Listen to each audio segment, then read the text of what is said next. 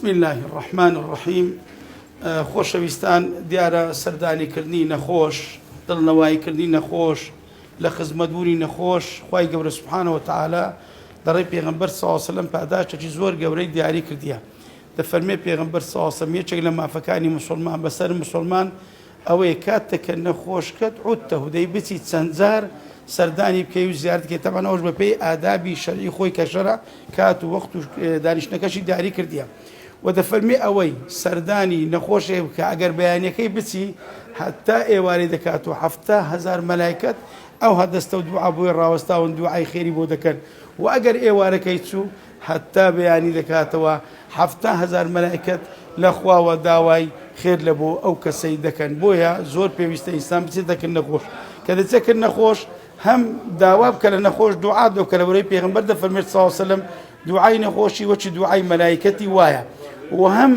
بەخۆش دوعای لە بۆ نەخۆش بکە چۆن پێغەمبەر دەفەرمێت صلی الله علیه و سلم ئەگەر شوێکن نەخۆشی دوعات لە بۆ نەخۆش کرد ئەلۆ شوێنە خوای گەورە لەوەیە دوعاکەی بۆ خۆی قبول دەکا. ئومێدەوارم خوای گەورە شیفای نەخۆشی هەموو لایەکان ماکمەمان بدا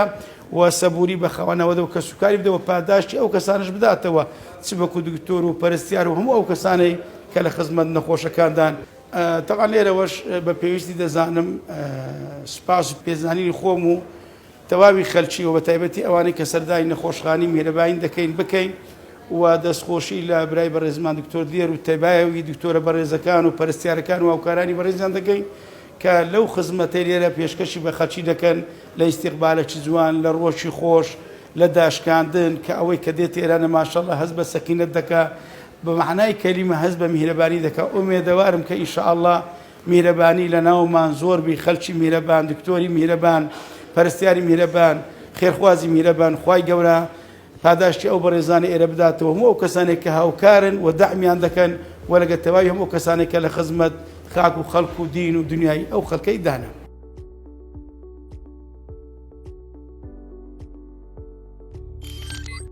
میهرەبانی، دڵسۆزی و